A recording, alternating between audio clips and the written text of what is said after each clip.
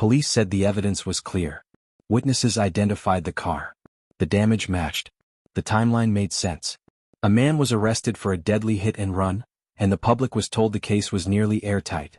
But what police didn't know was that at the exact moment a pedestrian was killed, that same man was being recorded by a street camera. 6 miles away. The call came in at 9:42 p.m. A pedestrian had been struck at the intersection of Maple and 9th, an area poorly lit and notorious for speeding cars. By the time paramedics arrived, the victim was already gone. Witnesses gathered along the sidewalk, shaken and angry. They all said the same thing. A dark-colored sedan. Late model. 4-door.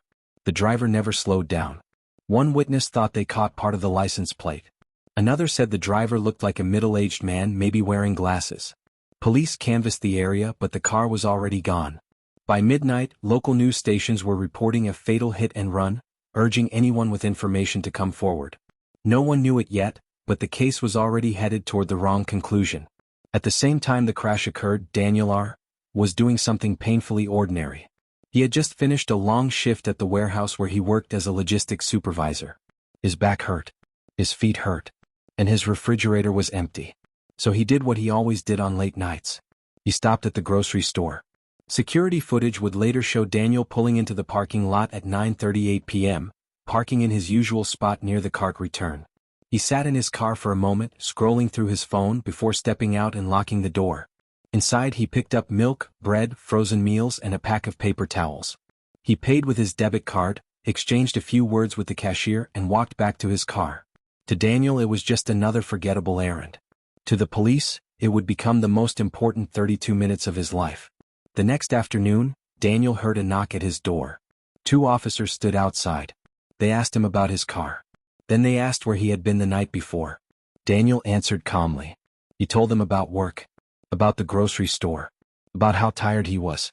The officers exchanged a look.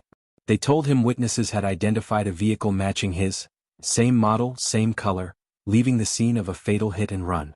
Daniel laughed at first. Then he saw their faces. They asked to see his car. That's when everything changed. Daniel's car had a cracked headlight. It wasn't new damage.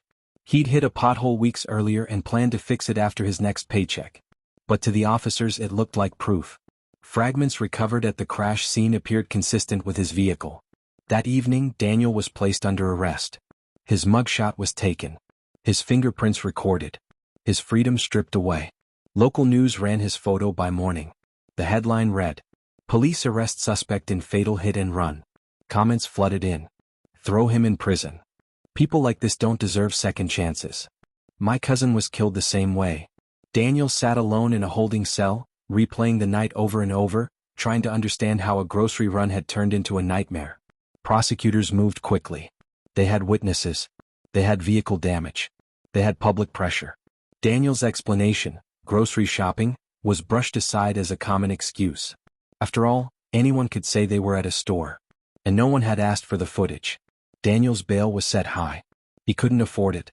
He spent his nights staring at the ceiling, listening to the sounds of the jail around him, wondering how long it would take before the world fully decided he was guilty. His employer suspended him indefinitely. Friends stopped answering his calls. Even family members began asking careful, hesitant questions.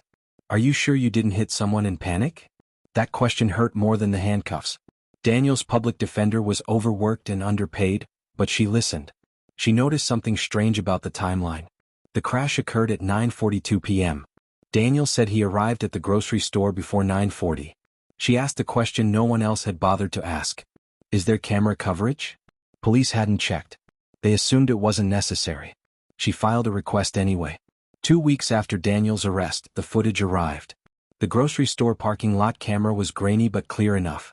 Timestamp, 9:38 p.m. Daniel's car pulled into the lot. At 9:41 p.m. he entered the store. At 9:42 p.m. the hit and run occurred, 6 miles away. More cameras followed. Traffic cameras showed Daniel's car never leaving the parking lot. Receipt records confirmed his purchase at 9:53 p.m. It wasn't just unlikely. It was impossible. When the footage was played in court, the room went silent. The prosecution had no explanation. Police expanded the investigation. That's when another camera was found, 2 blocks from the crash site. It captured a nearly identical sedan. Same color. Same body shape. Different license plate. The damage on that car was fresh. The owner was questioned. Within hours, the truth came out. The real driver admitted he'd panicked and fled. He'd watched the news coverage of Daniel's arrest and stayed quiet. The charges against Daniel were dropped immediately. He walked out of jail 17 days after entering it. There were no cameras this time. No apology from the people who'd already judged him. No headline correction as loud as the accusation. He had lost his job. His name still lived online beside the words "fatal hit and run." Outside the courthouse, a reporter asked how he felt. Daniel paused. Then he said, "If that camera didn't exist, I'd be going to prison for the rest of my life." One witness was wrong. One assumption went unchallenged. One cracked headlight almost destroyed a life. But one forgotten camera told the truth. And without it, no one would have ever known.